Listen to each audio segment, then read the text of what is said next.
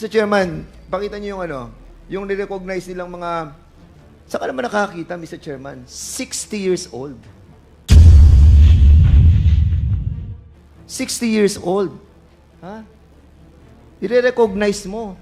Late registration, 60 years old, 50 years old, 49 years old. Recognize. At ang sinasabi, Chinese father or mother or ang mother ay Chinese tapos Pilipina ang mother o kaya father. And then kukuha ng birth certificate na late registration, makikita nyo yan. Yung mga nandyan, 60, 50, 49. Saying that all these Chinese became Filipino. Kaya dumadami ang mga Chinese sa atin because of you. Anyway, PBDEC, pasensya na po kayo, PBDEC. This is all about you. This time, it's all about you. PBDEC, kayo po ay, noong 2021, sino po ang administrator ng PBDEC? At Attorney Labinya? Pompey? Hindi po attorney, Pompey Labinya lang. Pompey Labinya. You were the administrator during that time. 2021, up to November 12, 2021. And during that time, you remember that a certain attorney Les Gusey of the Legal Service Division and a certain Colonel Pete Dakipil have notified the Office of the Administrator of a certain email coming from Director Alikpala that indeed there was an incident regarding the docking of a vessel from Vietnam at Pilsanji Port. Do you remember this incident? That's correct, Your Honor. And on January 30, the Security Service Division received tip-offs on alleged rice and drug smuggling going on at the Pilsanja Port doon kay Mr. Tony Ong. Is this correct? That's right, Your Honor. That the text message was sent to me, and I alerted the Security Division. And a vessel from Vietnam dock at the Pilsanjia Port was subjected to heightened alert as there was a need for PhilBidec management to be on guard against a repeat of the Verde Soco incident, where PhilBidec employees and the former administrator were subjected to press and congressional inquiries. Is this correct? That's right. I was very worried of something like that happening again, so we acted on the intel that came to my cell phone that there might be smuggled rice, and there was even, I think somebody told me verbally, possibly illegal drugs. And that voyage of the vessel MB Binpok 168 carried loads of 2,900 metric tons of rice. Am I correct? I cannot remember the exact amount, but it should be in the documents, Your Honor. And on January 31, 2021, you personally went to the port in order to check That's right, Your Honor. if there was indeed an alleged rice and drug smuggling. That's correct. And the cargo was held there as need to be checked by Pilsanjia Port dahil hindi sila pwedeng magpasok ng rice because it has no permit to operate as a commercial port. Tama? Opo, because they actually had there was already a board resolution approving its operation as a commercial port that was Yes. that was approved the previous term, but then they had not complied with all the conditions, including public hearing, publication of tariffs, consultation with the other port operators. We have 13 ports in FEBIDEC, Your Honor. So in other words, Mr. Pompey Labinya, you were saying that there was a certificate of board resolution number 2841 series of 2020 which was approved by the former administrator. And who is the former administrator? By the board, Your Honor, but including By the the board. former administrator. The And administrator cannot approve it by himself. And that internal document was not meant for public consumption. That's correct, Your Honor. So, Attorney Quijano. So, why was there a resolution granting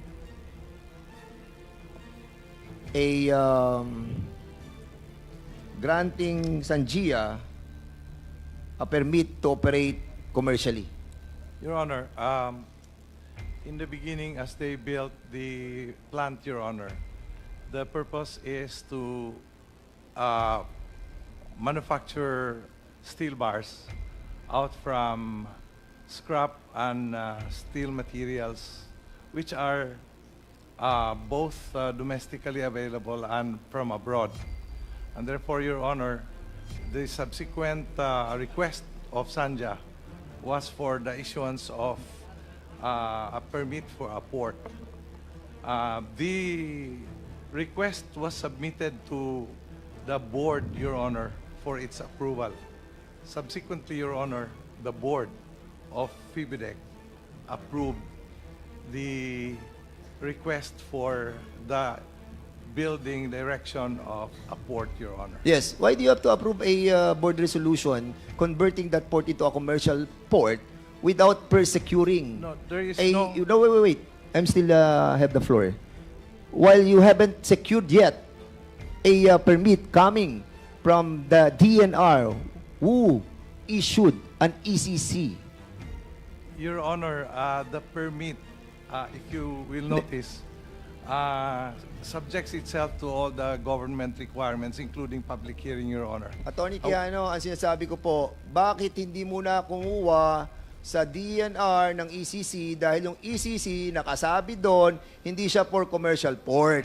Di ba? Kung hindi pa siya commercial port, walang karapatan ang board ninyo, including you, to approve such resolution converting that to a commercial port. Your Honor, Ang dami po nating dapat kunin muna ng mga dokumento coming from the national agency before a resolution can be secured from PBDEC. wala pong converting, Your Honor.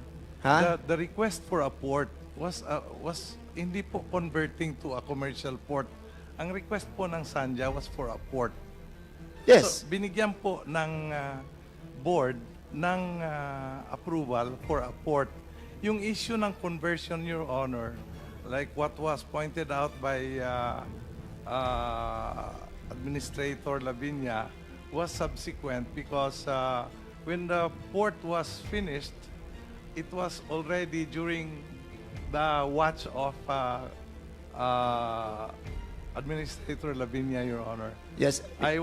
My term was July 2017 to September 2020, Your Honor. So for your information, Attorney Quijana, ito ang nilalaman ng inyong resolution. Resolved to grant the intent of Pilsangia Port to engage in commercial operation subject to public hearing or consultation. Yes, Your Honor. So, since walang public hearing or consultation, so meaning, hindi mo siya mako-convert into commercial port. Am I Yes. correct? I agree, Your Honor. Yes. Bakit nakapasok yung mga rice? And I don't know if there is drug inside. Your Honor, that was not during my watch anymore, Your Honor. Sino to? Mr. Pompey Lavinia. Bakit? Bakit po nakapasok? Yes. Dahil hindi pa naman siya pwede mag-function as commercial port. But you allow to enter all those 2,900 metric tons of rice. Because it's not commercially operated yet. That's Dahil right. ang sinabi nyo dito, unless a public hearing or consultation must be subjected first. That's right, Your Honor. Have you conducted a public hearing? At the time, there was no public hearing. That's why we Yes. intercepted the boat because there was even no permission for the boat to land. Yeah, but would you allow the enter of the 2,900 metric tons? Eventually, you have decided to release all those 2,900. And I will tell you why. Andito nakalagay. At 1:11 p.m. of February 2021, Attorney Gusay informed the administrator that she has verified with BOC Collector John Simon by phone call that the documents of the importation are in order and that BOC has also verified with Regional Director of NICA that there is no alert order for the importation. Suddenly, nagkaroon na ng clearance. A meeting was requested by Collector John Simon with the PBDEC representative in the afternoon. Attorney Gusay was allowed by the administrator to attend the meeting. A report on what transpired during the meeting was submitted by Attorney Gusay on February 2021. During the meeting, Attorney Noe S. Penillo Jr. disclosed that PBDEC 1A will be in trouble if the cargo was not released immediately. Sino ang sinasabi ni Noe L. S. Penillo Jr., attorney, na kapag hindi na-release ang cargo, PBDEC will be in trouble? Tama po. We were being threatened by the Bureau of Customs that if we did not release the cargo, I would actually be liable for cases. Sino sa Bureau of Customs ang nagsabi na you will be in trouble pag hindi na-release ang mga bigas na hindi pa naman siya commercial port? Sino? I think it's in the report, Your Honor.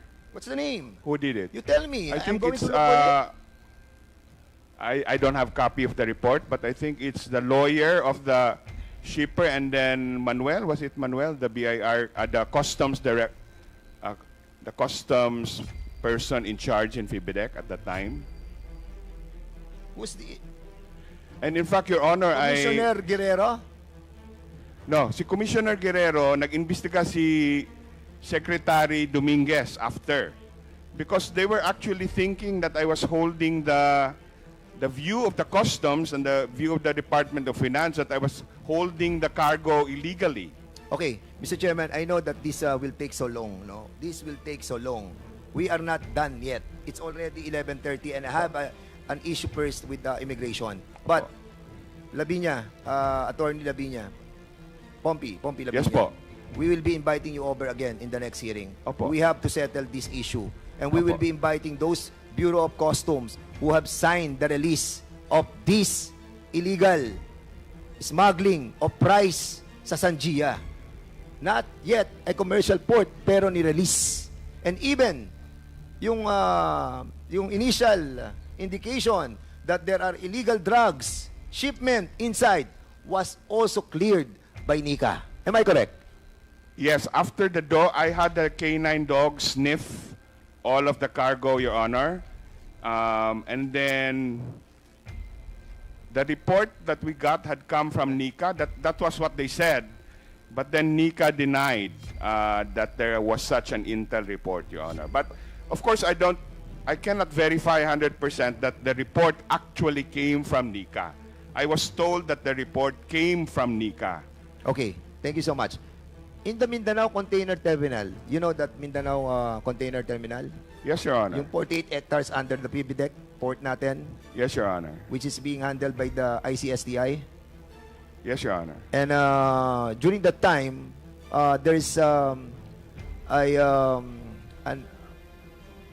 designated examination area. Di ba meron tayong designated, tinatawag natin DEA? Opo. Meron tayong DEA, designated examination area. Opo. During your time, nasaan ang designated examination area? Yung x-ray natin na supposedly, di ba? Yun na nag-check ng mga pumapasok nating cargo. Saan siya nakapwesto? Sa loob ng Mindanao Container Terminal o outside, nakalagay doon sa PBDEC? If I remember correctly, Your Honor, nasa labas. Yes, why? Why did you allow this? I- Who contracted the contract with Golden Sun and the PBDEC for a 30 years up to 2030? The contract together with the Golden Sun. Yung x-ray natin wala sa loob, naandun sa labas. Paano natin ma-check ang lahat na pumapasok na kargamento kung nasa labas siya? Tama po yun. Existing na po yun when I came in, so I don't know who And why you contracted did not it. check it and try to cancel that contract? Wala na tayong ma-check, Mr. Chairman. Lahat ng papasok doon dinadala sa PBDEC, doon ini-x-ray.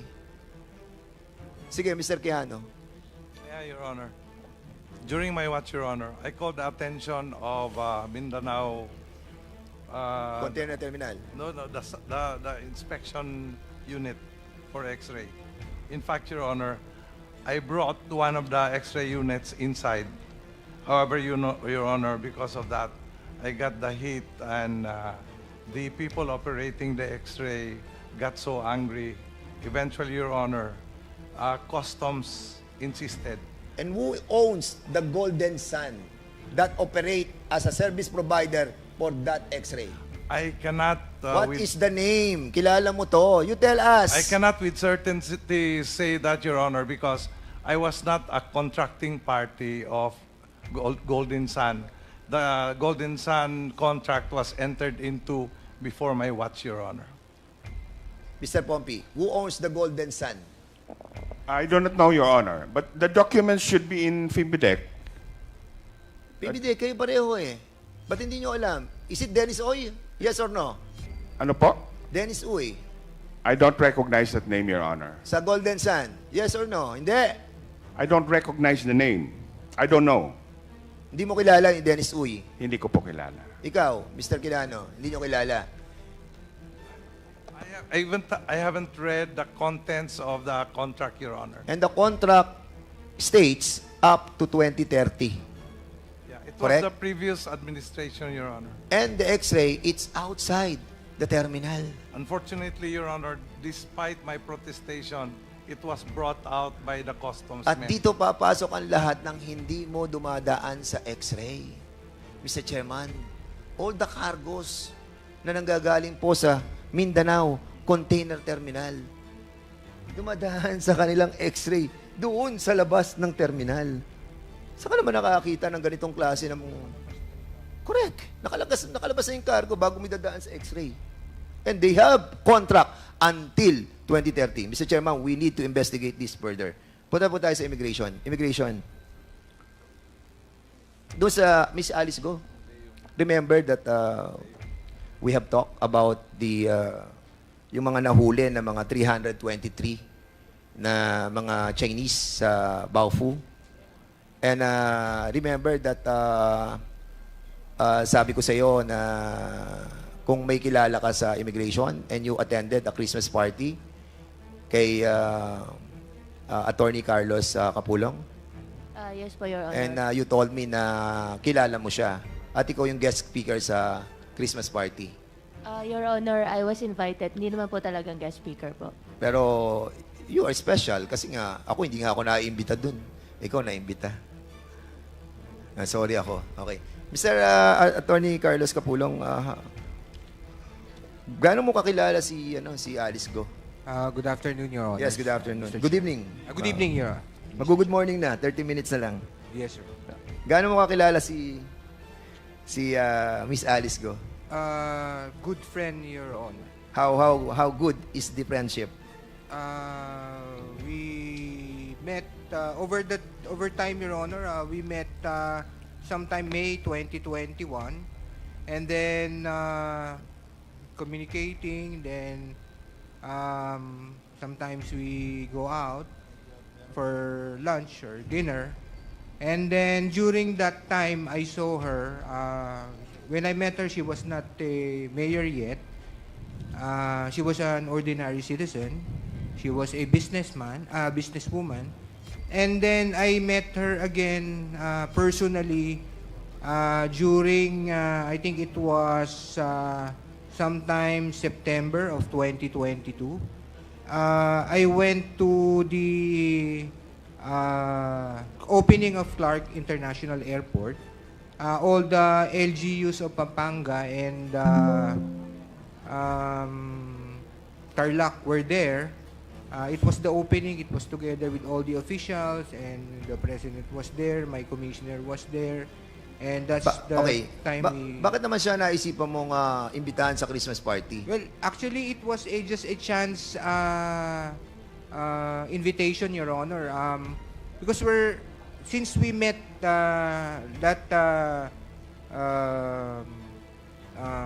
September, then we talked, and then we Attorney have Capulong, ano mga pinamigay ni Alice Go during the Christmas party?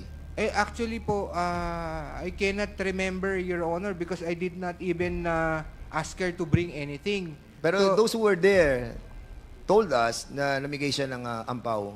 Actually, hindi po totoo yun, Your Honor. Okay. Sige. I asked them again. You are under oath, Attorney Yes, Your Capulong. Honor. Yes, Your Honor. Are you the former Port Operator Operation Division? Ikaw namamahala ng mga airports and seaports sa buong Pilipinas mula 2019 hanggang 2022? No, Your Honor. I was appointed or designated, Your Honor, 2021 March and then until 2023 February, Your Honor. So 2021 ka hanggang 2023 February, Your Honor. na Port Operator Division. Port- Operation Division. Yes, Your Honor. Ikaw ang chief, Acting Chief, Your Honor. acting chief. So in other words, nakikita mo lahat ng labas, ng mga manifest, ng lahat ng mga buwabiyahe, ng lahat ng eroplano, lahat ng mga ship. Am I correct? We can check, Your Honor. We can check po. What? Pwede po namin i-check, Your Honor. Of course, you're the chief division na operating Yes, Your Honor. Ikaw yun. Yes, Your Honor. Yes, Di ba? Mr. Chair. Kung ikaw ang pinaka-chief, alam mo nangyayari sa lahat ng airports, sa lahat ng seaports sa buong Pilipinas. Am I correct? And you were assigned. sa Region 3. Napa-assign ka ba doon? Area ng Bamban. Region 3. Napa-assign ka, yes or no? No, Your Honor. Hindi ka napa-assign? Can I clarify, Your Hindi. Honor? Tinatanong ko, klaro. Napa-assign ka ba sa Region 3? I was assigned way back 2010, Your Honor, sa Clark International Airport. As an alien control officer. No, Your Honor. Saan ka na-assign doon? Nung na-assign po ako sa Clark Region. Clark International Airport, Your Honor, that was 2010. 2010. Yes, sir. Yes, Your Honor, until 2012, Your Honor. Hanggang 2012. Anong position mo doon? Acting Head Supervisor, Your Honor. Mr. Chair.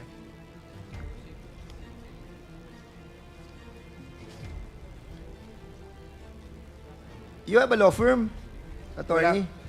Wala po, Your Honor. Are you related to Michelle Mabute? No, Your Honor. Isn't she your girlfriend? No, Your Honor. You have you have a child with her? No, Your Honor. Are you sure? Yes, Your Honor. Okay. I want to make it sure, Right now you are suspended, am I correct? Yes, Your Honor. Why are you suspended? It stemmed for a case that a visa that I prepared and reviewed two visas, Your Honor, that I prepared and reviewed, and then it was approved by the Board of Commissioners, and then after post-audit, Your Honor, it was determined that there was a problem with regard to, I'm not sure, Your Honor, with the non-registration of the entity, Your Honor. Okay. During the time that you were with not yet suspended, together with Attorney Gemma de la Cruz, Attorney Siriban, and Attorney Vera, were you a part of the hearing officer who heard the 9G visa? Yes, Yes Your or Honor. no? Yes, Your Honor. Yes, okay. And during the time that you have been a part of these hearing officers, have you encountered yung issue nung 323 na mga na-apprehend doon sa Bamban? No, Your Honor. No. I was the Yes. I was in the airport that time, Your Honor. And during that time, you have already established your position in that area. Am I correct? What area, Your Honor? Yung current before you were suspended. Saang position po? I was at the airport, Your Honor, 2021 to 2023 February, Your Honor. Kasi alam mo, Attorney Carlos, hindi naman sa pinagbibintangan kita. Ako lang naman. Pero nag-wonder lang po ako dahil kayo po yung Port Operation Division Chief. for 2021 to 2023. And then, yung kaibigan mo, si Alice Go, na kasama mo sa Christmas party, and she was able to leave the country, na nagulo ang buong Pilipinas, hindi malaman kung saan siya dumaan. Alam mo, gulong-gulo kami, attorney. Actually, lahat ng mga Pilipino, nagtatanong paano siya nakaalis. And your friendship with her, and you being a part of that division for so long, from 2021 to 2023, give us a cloud of doubts about what really happened. But we are not accusing you of something, no? I hope you understand the role of this Quadcom in investigating deeply on what really transpired, no? And accordingly, Mr. Chairman, yung 323 na Chinese nationals na nahuli doon sa Banban, sa lugar nila Miss Alice Go, this was heard by the Bureau of Custom. Commissioner Morente, sino po ang nag-hear ng kaso ng 323 foreign nationals who were apprehended from Banban, Tarlac? I think the figure, sir, is 332. 332, That yes. was the joint operation with the NBI and the BI. The hearing officer for charging them at the legal division, I think was, it's headed by Attorney Arvin Santos. And then the Board of Special Inquiry that heard the case was the retired Attorney Ronaldo Ledesma, Your Honor. So, si Attorney Ledesma ang hearing officer ng Bureau of Special Inquiry, Board of Inquiry. Am I correct? Siya ang That's Executive correct, Chairman of BSI, and si Attorney Ruben Casibang ang Deputy BSI. Tama? Mr. Chair, may I clarify, please? Yes, please. Mr. Chair, please. Good evening.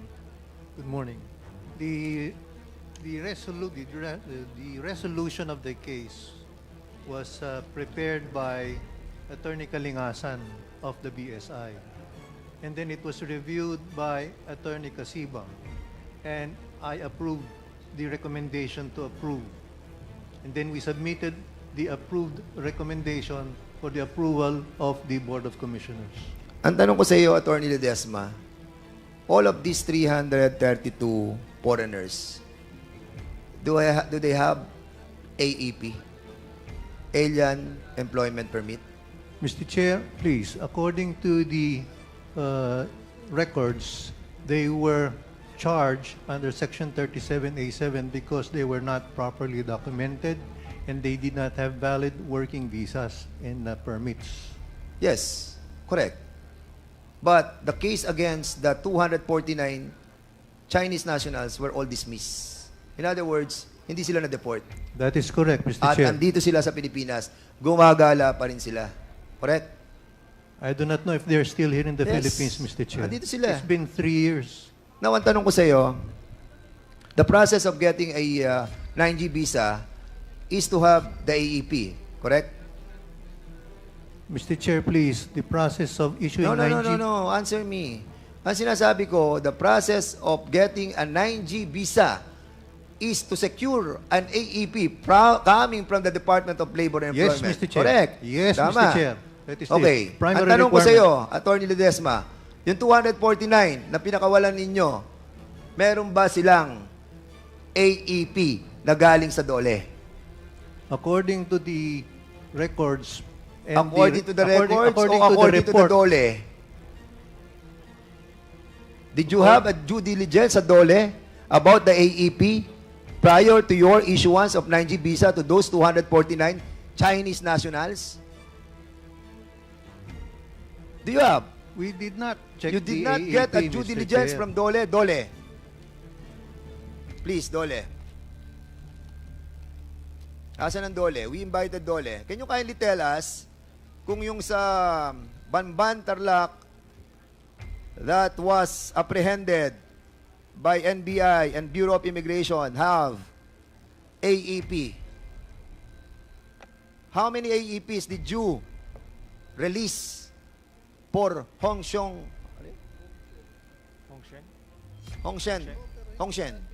Good evening, Mr. Chair. I'm Pago Magtoto from Dole Region 3.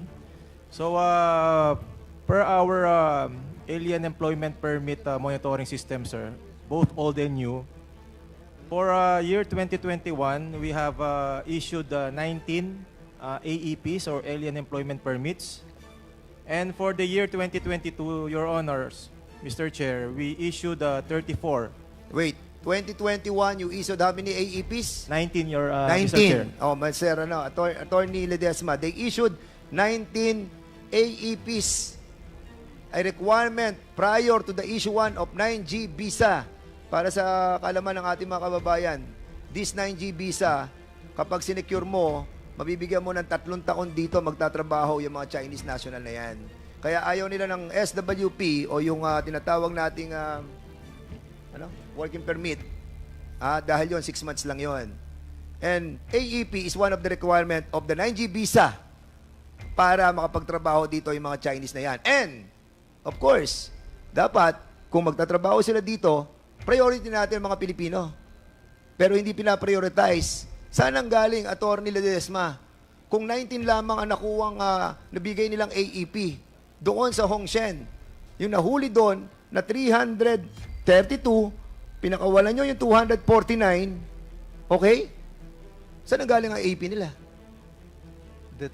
They were charged, Mr. Chair, with working without visas and permits. Oo nga pero bakit nyo nga dinismiss Tapos pinakawalan nyo yung 249 It's a matter of the rules of evidence, Mr. Chair. That's why they were released. Wala na nga silang AEP. Di ba? Sinasabi na ng Dole, 19 lang ang AEP. Yung 249 na dinismiss nyo, pinakawalan nyo. Wala silang AEP. In other words, kung wala silang AEP, hindi nyo sila pwede bigyan ng 9G visa. Correct? Yes or no? We do not issue 9Gs, Mr. Chair, the BSI. So anong in-issue nyo sa kanila? The 9G visas are issued by the Board of Commissioners through the Legal Division. Of course. Not the BSI. At dumadaan yan sa Board of Inquiries, of Special Inquiry. Don't fool me. Dumadaan sa Board of Inquiries yan. Dumadaan sa inyo. Yes. Alien employment permits, Mr. Chair, during my time there at the Bureau of Immigration, we do not process 9Gs. Hindi nyo pinaprocess ang 9Gs because ang nag-a-approve nun, Commissioner. The 9G visa applications are processed by the Legal Division. Legal Division, Yes. and then, saan sa dadating? Dadaling siya sa, bago siya dumating sa, sino pumipirma sa kanila? Mga commissioners, correct? Yes, Mr. Chair. And you are one of the commissioner. Mr. Chair, You were one of the commissioner during that time, correct? I was the executive chairman of the Board of Special Inquiry. Of course, but you are also the commissioner. Tama? Yes or no? Commissioner ka din Assign ka lang sa Board of Inquiry Tama?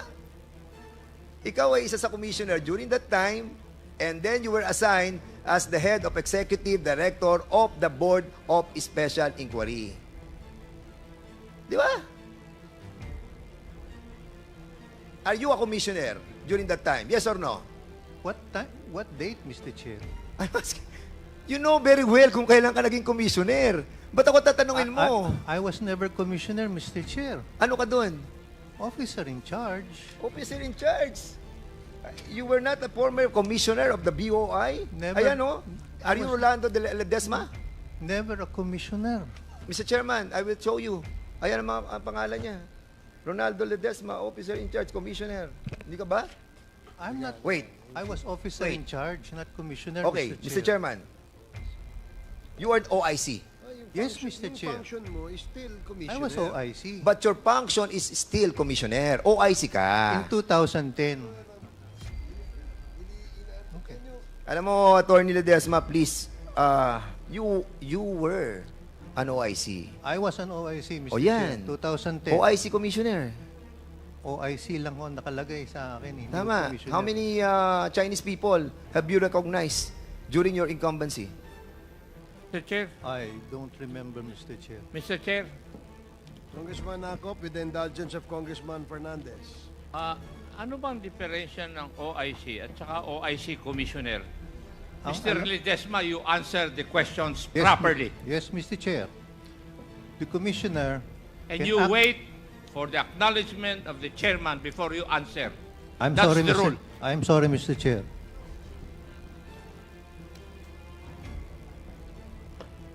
Okay, proceed. The Okay. the Tanong ko, ay, No. Let him reply first. Sige, what is your response? An officer in charge has limited powers, Mr. Chair. He cannot perform acts concerning policies. He operates only on the basis of running the daily affairs of the office. But the commissioner can implement policies, serious policies and guidelines. At ang OIC, Mr. Chair, he often takes directions from the Secretary of Justice, while a commissioner can exercise his discretion on Okay. important matters. sige. What are the instances when there is a need to appoint an OIC? Often when, may I answer, Mr. Chair? Yes, please. Often when there is a vacancy and the vacancy for a commissioner or a deputy commissioner is vacated, Now, if there is a vacancy and an OIC is appointed and there is a need to change a policy of the immigration, can you not perform the duty of a regular commissioner? we have to seek the permission of the secretary, Mr. Chair. In fact, the orders, instructions have to be countersigned by the secretary. I agree, because everything that the commissioners, how many commissioners there are in the bureau? There is one commissioner and there are two deputy commissioners. Two deputy commissioners. Right now, there are three deputy commissioners, Mr. Chair. So in the event that a policy must be changed, who proposes changes in the policy? Is it the DOJ, the SOJ, or it should come from the commissioners or the members of the commission? It can be a proposal submitted by the board. It can be a proposal submitted by the commissioner, Mr. Chair. So in other words, pwedeng manggaling sa inyo. Pwede manggaling sa inyo. Sabi Yes, mo, Mr. pwede Chair. sa SOJ, pwede sa inyo eh. Di ba? Yes, Mr. Chair. Oh, ang tanong kasi sa iyo kanina ni Congressman Dan Fernandez, were you ever appointed as a commissioner? Sabi mo no, OIC lang. Ang You're nakalagay- trying to Yes. you're trying to give us an answer that you probably feel that cannot pinpoint to you directly being or effectively performing the function of a commissioner. Yun din yun eh. Di ba? Yun din yun eh, di ba? Practically all the functions of a commissioner can be done by an OIC except on matters where policy will be proposed, correct? Yes, Mr. Di Chair. 99%, ganun din yun. Dahil Yes, pang sinagot, tinatanong ka lang niya kanina kung nag-commissioner ka eh. Kasi nagpapalusot lang Mr. Chairman sila Alam mo, ito yung bagong alam mo, nakakalungkot, yung pastillas gang na sinasabi nila. Napalitan niya ng pipino gang. Pipino. Mga peking Pilipino na pinalulusot nila. Yung mga peking AEP. Na wala naman silang in-issue na AEP Ang Dolly 19 lang Tapos, meron doon, may AEP, nakalusot, dinismiss nila yung kaso, pinakawalan nila 249 ng mga Chinese, na ngayon kasalumuhan natin, yung mga foreigners na yon. As a matter of fact, Mr. Chairman, I will show you something. Dahil ito sa ginagawa nila, yung recognizing, yung ating pong mga Chinese, mga national, ayan, marami silang mga taga-ombudsman, sa ombudsman, sa mga Bureau of Immigration, na mga empleyado nila, na sukang-suka na sa nangyayari sa loob. Meron tinatawag silang Gucci gang sa loob. Meron silang tinatawag na pastillas gang at ang pinakamalaki ay ang Filipino gang. Pipino gang. Dahil mga peking Pilipino. Mr. Chairman, pakita niyo yung yung ni-recognize nilang mga Saan ka naman nakakita, Mr. Chairman? 60 years old. 60 years old. Ha? I-recognize mo. Late registration, 60 years old, 50 years old, 49 years old. Recognize. At ang sinasabi, Chinese father or mother or ang mother ay Chinese tapos Pilipina ang mother o kaya father. And then kukuha ng birth certificate na late registration, makikita nyo yan. Yung mga nandyan, 60, 50, 49. Yung mga Chinese na yan, Mr. Chairman, 18 years old pa lamang, pwede na nilang piliin kung ano sila, Pilipino o Chinese. During that time of being an 18-year-old, doon ka mamili kung sino ka, kung Pilipino ka o Chinese. Pero 60 years old, 49, ganito kakapal ang inaprubahan nyo. Isa pa lamang ang nakukuha ko. Saying that all these Chinese became Filipino. Kaya dumadami ang mga Chinese sa atin because of you. Mr. Chair, gusto ko lang pong tanungin si Atty. Ledesma, bakit naging OIC ka dahil walang commissioner? Yes, Mr. Chair.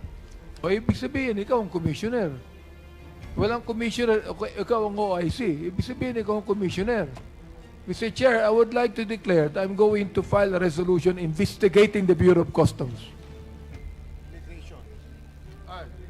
The Bureau of Immigration. And Mr. Chairman, I'll be allotting, Mr. Chairman, I'll be allotting my 2-month salary here in Congress sa mga matitino nating mga kababayan na nandiyan sa Bureau of Immigration na makakapagturo kung paano nakataka si Alice Go using our airports or seaports. Yung 2 buwang sweldo ko, ibibigay ko sa inyo. Help us. This Quadcom is serious in cleaning our government. Join us, Mr. Chairman. Mr. Chair, kayo mo bibigay? Hindi, sa makakapagturo kung paano nakataas. I'm pretty sure, Mr. Chairman, because I have checked the CAAP. Ang CAAP, meron silang mga biyahe papunta ng Kota Kinabalu, papunta ng Singapore, galing sa Clark, galing sa Subic, galing sa Palawan, walang passenger.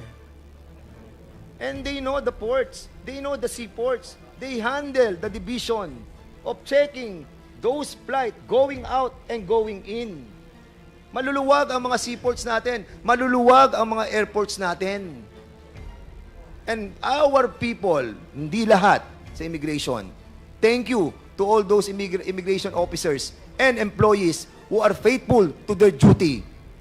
But to those who are bad eggs, sorry, pero magkalaban tayo. Linisin natin ang gobyerno, tulungan ninyo ako, 2 buwan na sweldo ko, ibibigay ko sa makakapagturo kung paano nakataka si Alice Go with the help of our immigration officers. Mr. Chairman, maraming salamat po.